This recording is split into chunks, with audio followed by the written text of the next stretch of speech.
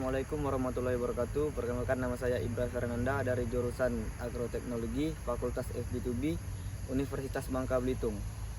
Di sini saya akan membuat video tugas pengantar ilmu pertanian dengan materi pertanian sebagai profesi.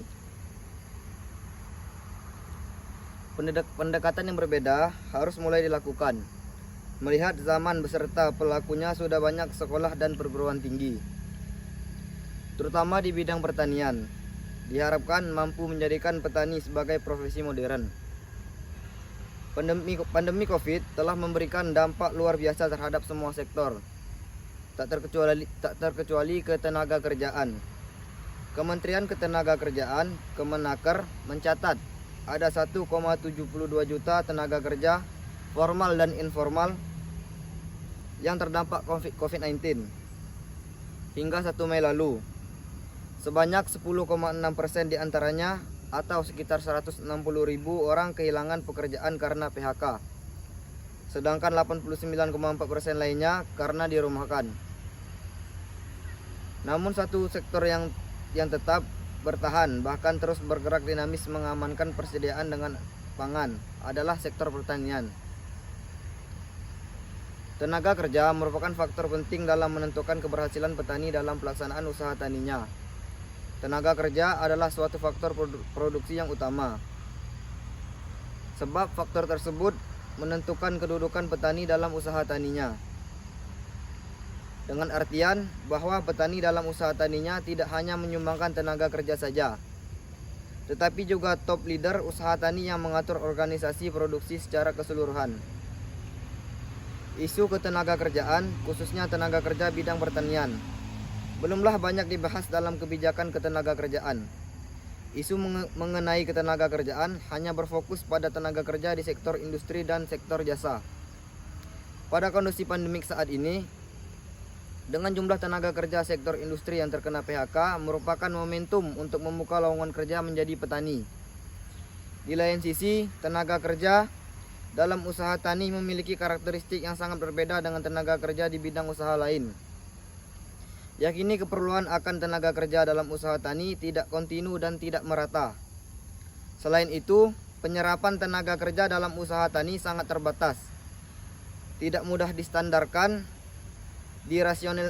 dirasionalkan dan dispesialisasikan. Beraneka ragam coraknya dan kadangkala tidak dapat dipisahkan satu sama lain. BPS 2018 melansir, pekerja di sektor pertanian tercatat 35,7 juta orang atau 28,79% dari jumlah penduduk bekerja, 124,01 jiwa. Sementara pada tahun 2019 jumlah pekerja sektor pertanian di angka 35,9 juta orang atau 29,68% dari jumlah penduduk bekerja, 121,02 juta orang. Padahal upah nominal harian buruh tani nasional pada Januari 2018 naik sebesar 1,7% dibanding upah buruh tani pada Desember 2017, yaitu 50,568 menjadi 51,110 per hari. Upah real mengalami penurunan sebesar 0,15%. Sebagai informasi, upah minimal adalah rata-rata upah yang diterima sebagai balas jasa pekerjaan yang telah dilakukan. Sementara itu, upah real menggambarkan daya beli dari pendapatan yang diterima yang berasal dari perbandingan antara upah nominal dengan indeks konsumsi rumah tangga. Membangun agroindustri. Menurut hasil kajian World Economic Forum atau WEF tahun 2010 menunjukkan pertanian selain sebagai penyedia pangan merupakan sektor yang berkontribusi menyediakan 40% lapangan pekerjaan. Dalam laporan survei Angkatan Kerja Nasional Sakernas BPS yang dilaksanakan pada Agustus 2016 menyebutkan 37,8 juta orang bekerja pada sektor pertanian. Jumlah itu terdiri atas berbagai tingkatan status pekerjaan seperti berusaha sendiri, buruh, pekerja bebas pertanian, pengusaha pertanian, dan status lainnya dalam sektor ini. Dari sisi kontribusi, sektor pertanian menyumbang 14% produk domestik bruto PDB pada tahun 2017. Nomor 2 terbesar setelah sektor industri pengelolaan sebesar 21,3%. Sektor pertanian terbanyak diisi oleh pekerja dari lulusan SD, yakni 39,4%, kemudian tidak tamat SD 30%, lulusan SMP 16,6%, lulusan SMA atau SMK 12,8%, sisanya lulusan perguruan tinggi, lulusan D1, D2, D3 dan universitas sebanyak 1,3%. Diperlukan perubahan paradigma agar stigma profesi petani berubah menjadi baik dan modern khususnya di mata generasi muda. Salah satu pendekatan yaitu melalui pendekatan pendidikan dan kebudayaan. Selama ini minat generasi muda tidak tertarik dengan usaha pertanian dengan alasan tidak menjanjikan kehidupan yang lebih baik. Faktanya, petani rata-rata berusia 45 tahun ke atas, sementara yang muda disibukkan dengan gawai. Kondisi tersebut semakin memprihatinkan ketika para petani memutuskan menjual sebagian lahan pertaniannya untuk membiayai kebutuhan sekolah atau kuliah anaknya. Sayangnya, pendidikan yang ditempuh tidak diarahkan pada keilmuan yang berkaitan dengan pertanian.